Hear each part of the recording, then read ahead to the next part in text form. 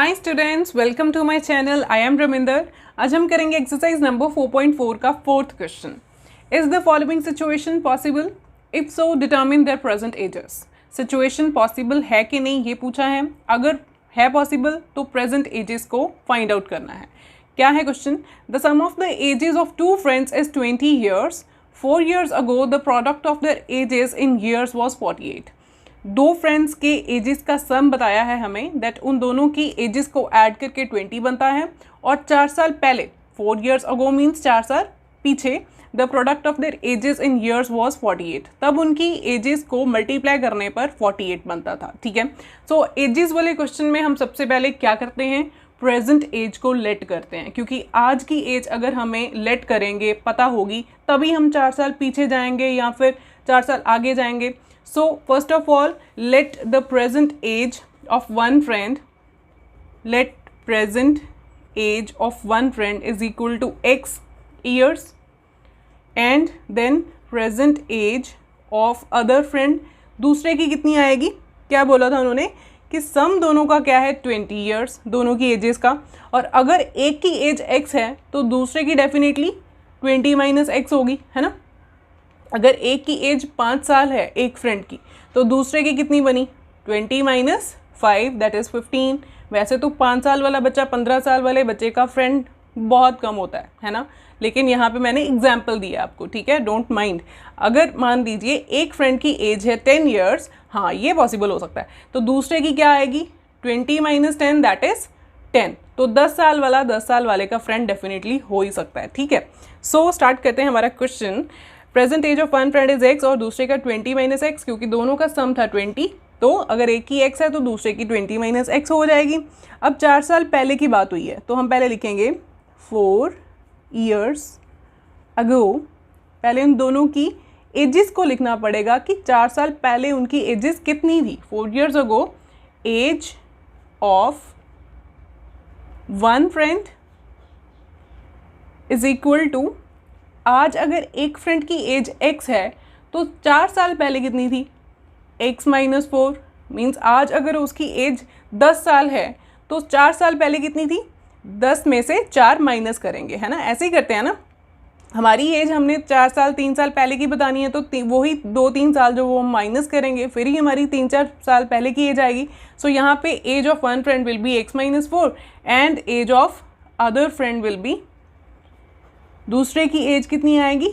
उसकी आज है 20 माइनस एक्स, 4 साल पहले की आएगी 4 को माइनस करके। फाइन। देन अब अकॉर्डिंग टू द स्टेटमेंट हमें क्या दिया हुआ है? According to statement the product of their ages in years was 48। 4 साल पहले उनकी एजेस का प्रोडक्ट, मतलब एक की एज ये है दूसरे की ये है, इन दोनों की एजेस को प्रोडक्ट करके मीन्स मल्टीप्लाई करके क्या बनता था? 48। फाइन। देखिए अब यहाँ पे हम थोड़ा सा ब्रैकेट्स को सिंप्लीफाई कर लेते हैं। पहले यहाँ पे 20 माइनस 4 16 बन रहा है, तो हमने उसको माइनस करके लिख दिया। ठीक है, प्लस माइनस माइनस, 20 माइनस 4 है 16, बड़े का साइन 20 का साइन प्लस, तो यहाँ पे प्लस 16 और माइनस एक्स आ गया। ठीक है, कॉन्स्टेंट्स थे तो मैंने प्लस माइनस कर दिए। देन अब क्या होगा? x मल्टीप्लाई होगा ये वाली ब्रैकेट के साथ, फिर आएगी -4 की टर्न, -4 मल्टीप्लाई होगा। सो टर्न बाय टर्न हम दोनों को ही मल्टीप्लाई करेंगे।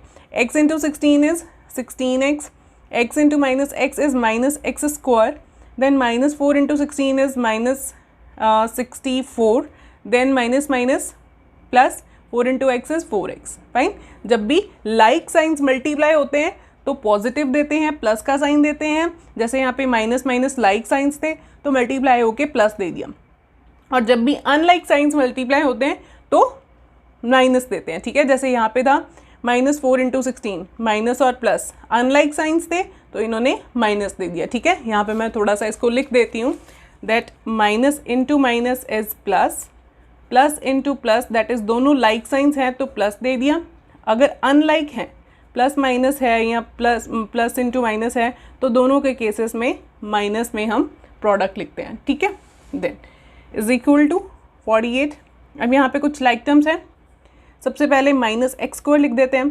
फिर -64 लिख देते हैं, ठीक है। 16x + 4x, हाँ ये दोनों लाइक टर्म्स हैं, ये हो जाएंगी, फिर प्लस हो जाएंगी। 16 + 4 इज़ 20x, और ये 48 को भी अब इधर लेके आते हैं, -48 हो जाएगा।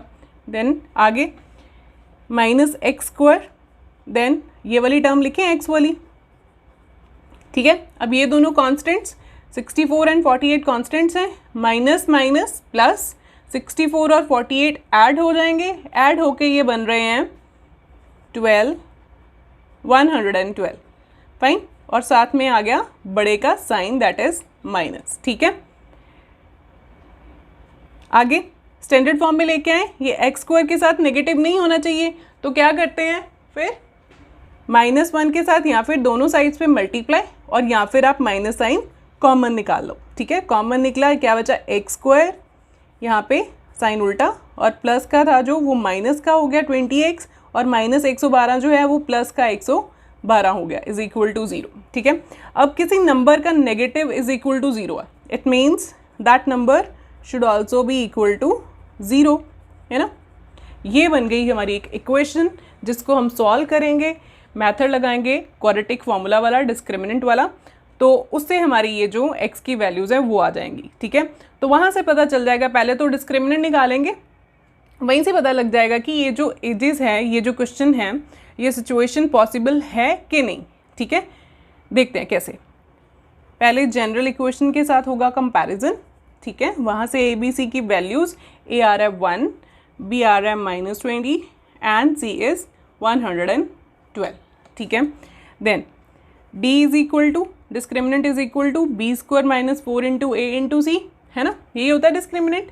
देन b का स्क्वायर मीन्स -20 का whole square, -4 × a that is 1 × c that is 112, ये बन गया हमारा माइनस का स्क्वायर प्लस 20 का स्क्वायर इज 2 का स्क्वायर 4, और साथ में जो 2 जीरोज़ आ जाएंगी, है ना। यही था ना इसका शॉर्टकट, जो भी जैसे जो नंबर है 20 है, जिस भी नंबर के पीछे जीरोज़ हैं उसका स्क्वायर करना बहुत ईजी होता है। वो नंबर का स्क्वायर करो, जैसे 2 का स्क्वायर 4, एक ज़ीरो है तो 2 जीरोज़ लगा देंगे उसके स्क्वायर में, 2 जीरोज़ होती तो 4 आ जाती, ठीक है। -4 × 1 इज़ 4 एंड 4 × 112 इज़